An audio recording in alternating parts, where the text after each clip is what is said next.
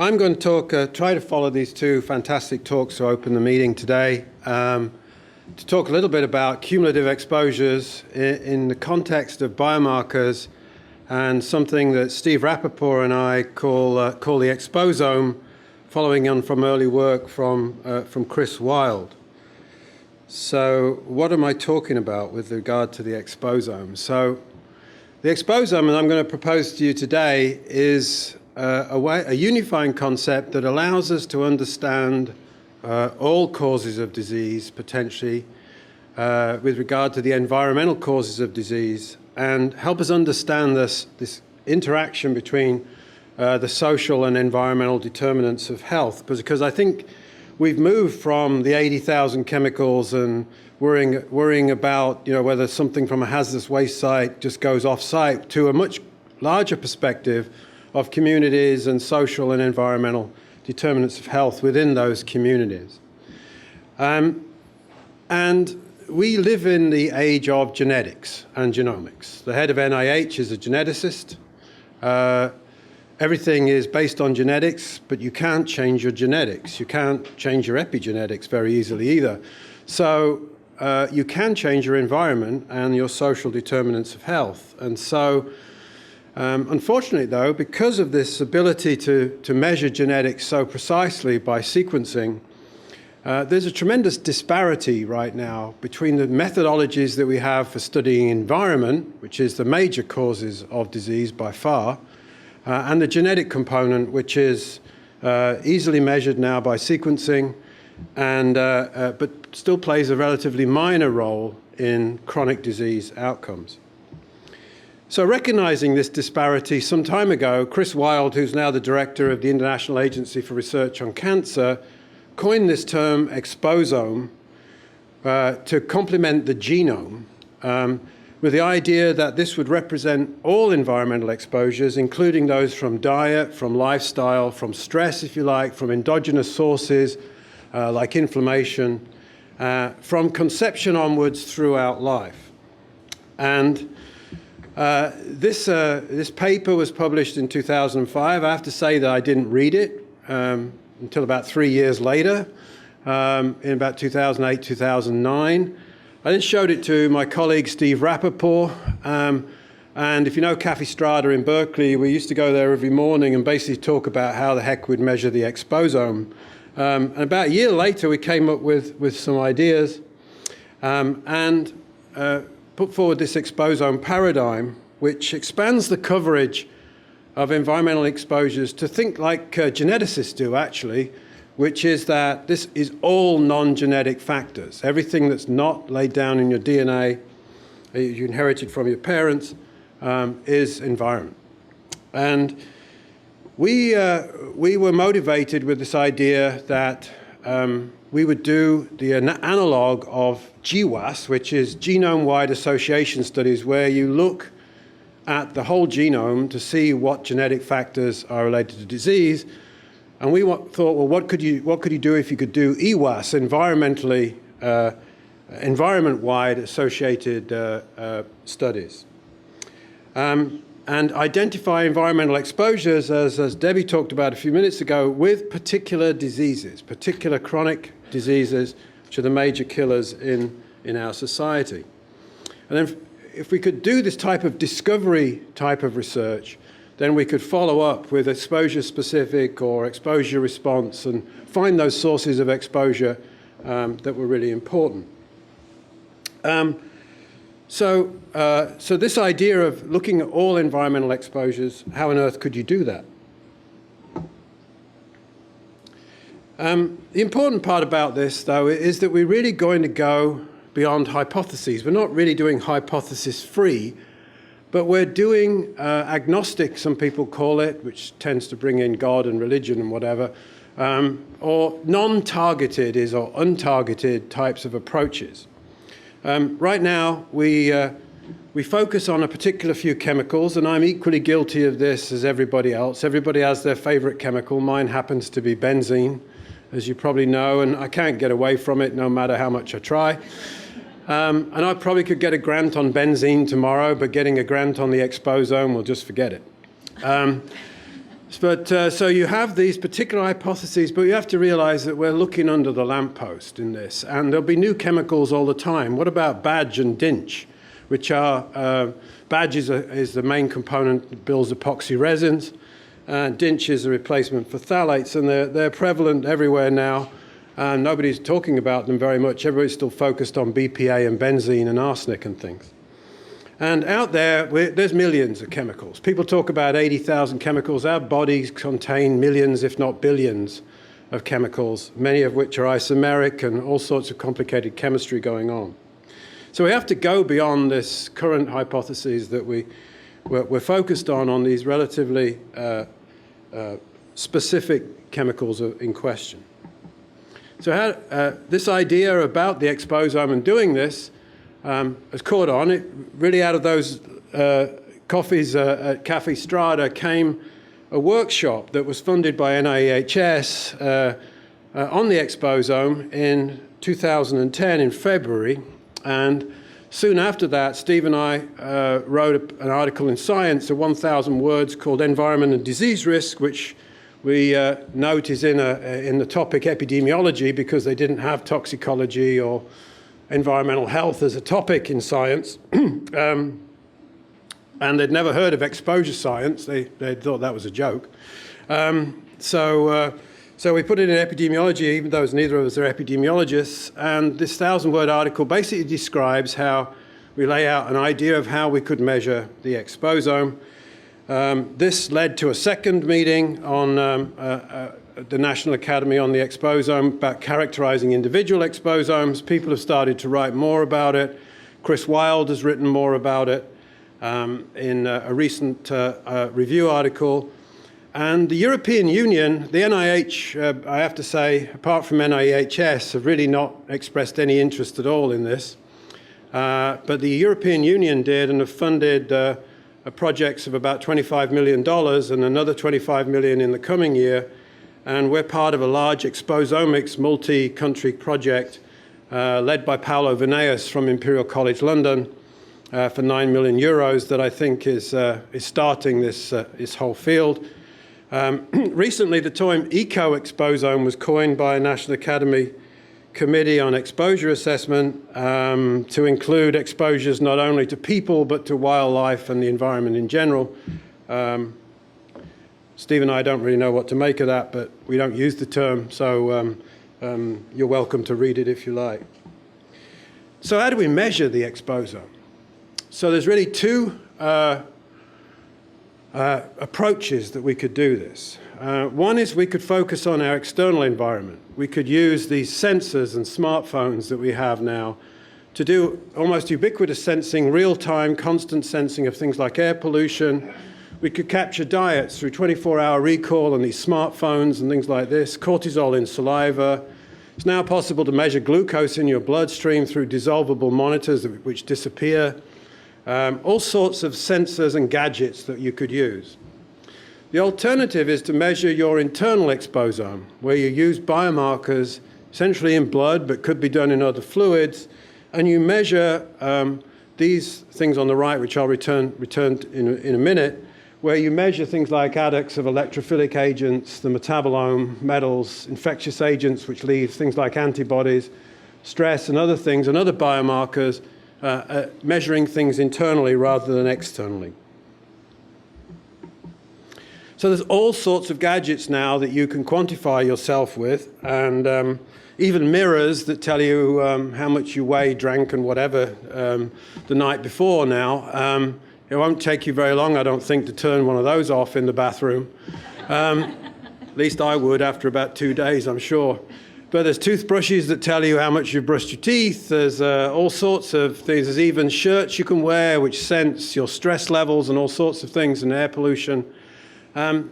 This is great, I think, and our belief is that these could be tremendous tools for actually protecting people against known things, say lead or air pollution or PM 2.5, or imagine wearing these in China right now. It would clearly tell you not to go outside, I think. So you would, all sorts of things like this, accelerometers, how much you move.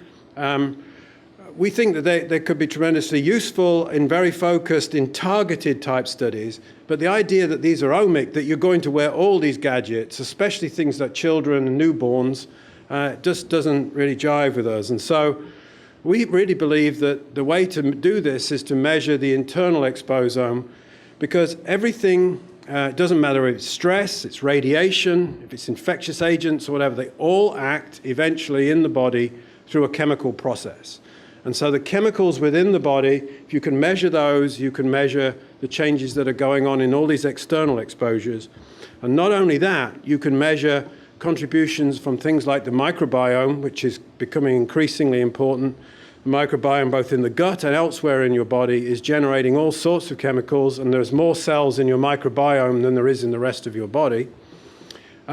Inflammation, pre-existing conditions, and things like oxidative stress are very important. So our idea of the internal exposome is that for human health, environmental exposure relates to the levels of toxic chemicals generated by all these processes in the body, and we call this the internal exposome. So how do you measure the internal exposome? Well, to be honest, the methods don't really exist now, and we really need to begin working on developing these methods more. But there are fields such as metallomics, where people are measuring as many as 60 metals in biological samples at one time. The idea is of measuring adducts, which I'll return to in a few minutes, for reactive compounds, hormones, metabolites, which I'll talk about metabolomics in a minute, and various other things. There's various bioassays now that we can do, and various ohms that we can measure as early biomarkers of response. But as I'll talk about, the technology for quantifying this internal exposome really needs to be worked on. It's basically where DNA sequencing was 20 or 30 years ago, where we had slab gels and could sequence and do a few samples a day, to where we are now. So there's a tremendous need for technological investment in this particular area. And the exposome must be non-targeted, because we really don't have any good ideas about what causes a lot of these diseases.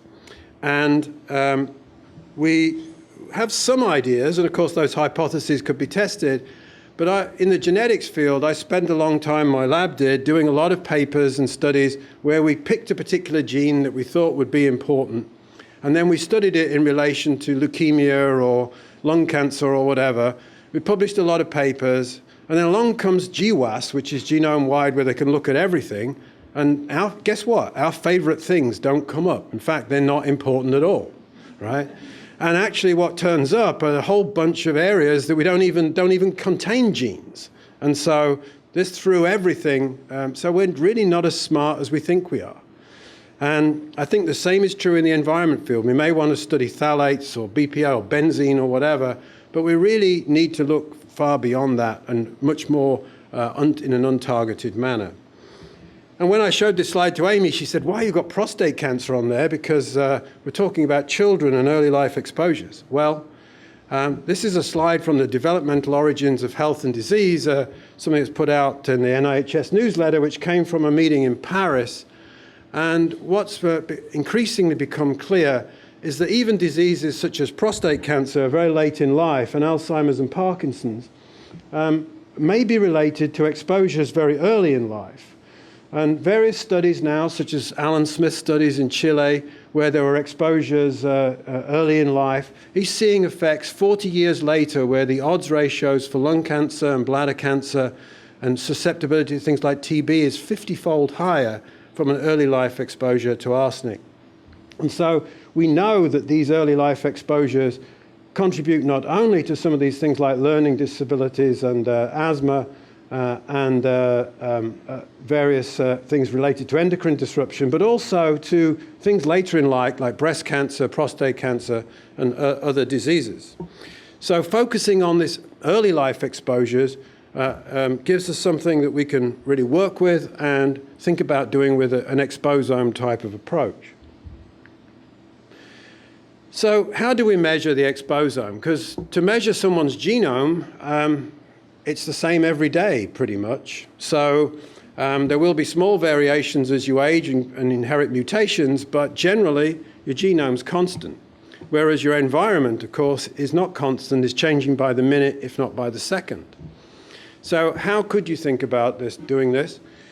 And we started to think about, well, a person's exposome is really about, it's a little like a film where you have about 30,000 frames in a life. There's about 175,000 frames in a 2-hour movie.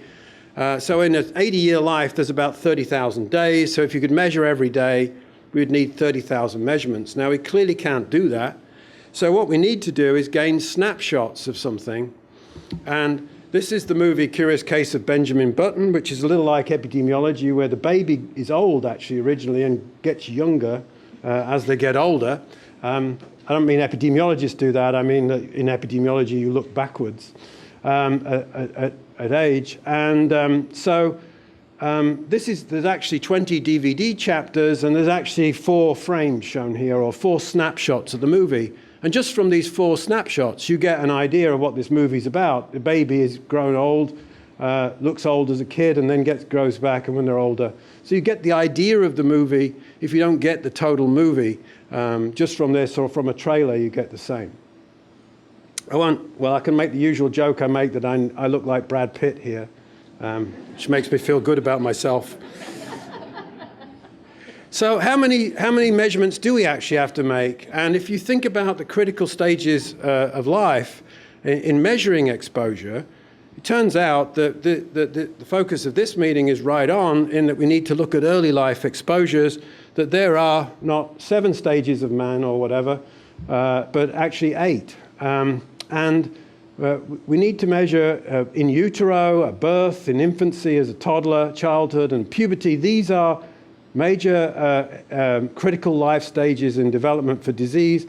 Most studies tend to focus on this group in middle age, people like me. But actually, you know, if you look at antioxidant research, basically it's already too late. I can stop taking the vitamins, really. So even though I didn't take them when I was here because I was at college and was drinking and doing stuff. Anyway, it shows that you can take snapshots throughout early in life, and you can learn a great deal. And you don't need to measure every day or whatever. Now, we're not the only people to think about this idea of measuring internal biomarkers. Jeremy Nicholson conceived a pretty similar idea with metabolomics and metabolic phenotyping in 2006. He now talks about the patient's journey through life and measuring the metabolome and now the phenome throughout life. And we are collaborating with them with the Human Phenome Center in London, which was recently funded. There's a really nice video attached to this I suggest you have a look at, where we think where the phenome is kind of all of your phenotypes, which is a mix of your genome, epigenome, your exposome, and your microbiome throughout life.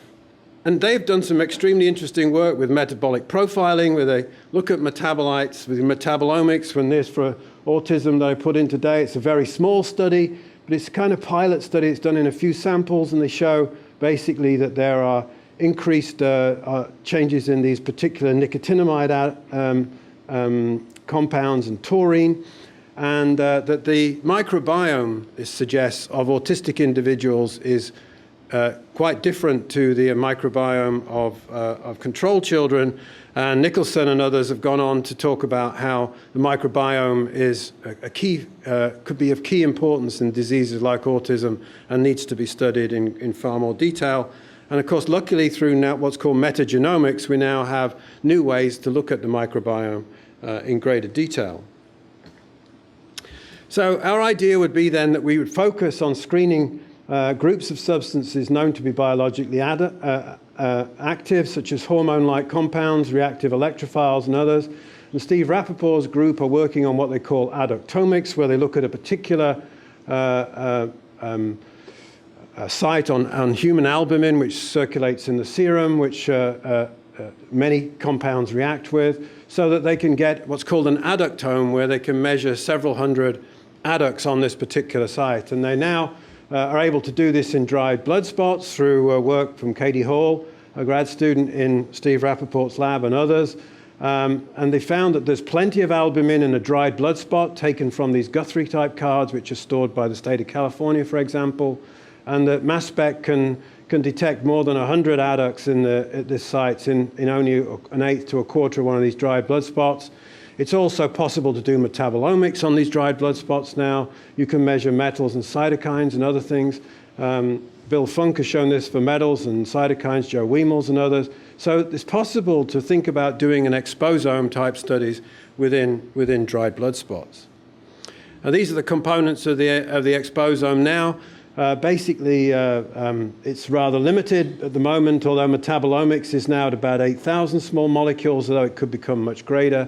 And it's too expensive right now, and what we need to be able to do is to do much more assays at much cheaper prices, etc. I'm going to skip this, I think.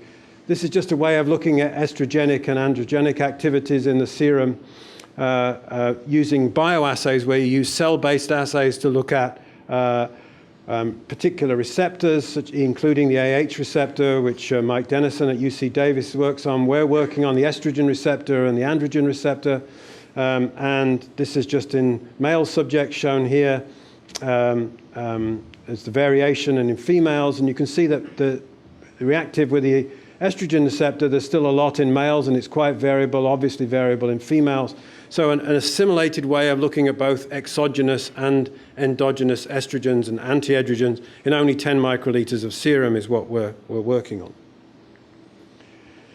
Eventually, what we're trying to work on, and we have now formed a collaborative team to do this, is to try and develop this million molecule in a minute exposome idea, which we call the 3Me, and which we are working on with a team now from Berkeley, Lawrence Berkeley National Lab and Imperial College in London, where we are trying to measure thousands or if not a million molecules in less than a minute in a tiny amount of material.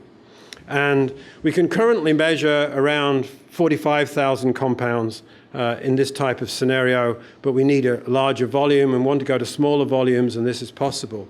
And it just shows you the complexity of the world we want to look at. And the people who are really pushing the envelope on this are actually people who do study plants and plant metabolomics.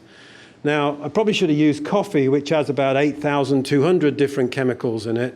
This is a glass of Merlot for something later to you to think about. Around 6,500 annotated distinct compounds in a glass of Merlot.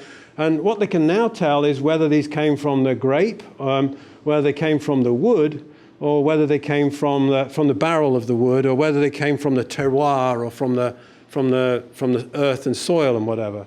And so they can actually tell it's a good glass of Merlot, much better than the supposed connoisseurs like me, by doing a metabolomic profile of it very quickly. And so this technology is increasingly being used in agriculture and plant biology, and their methods are transferring over to us to look in human blood. So to achieve this 3ME, we need high throughput omics with metabolomics is at about 45,000 chemicals right now. We need to up this an order of magnitude in both lipid and water soluble. Most of these compounds are actually unknown as to what they are. We need to be able to measure much lower levels so we can measure environmental chemicals within this metabolism profile.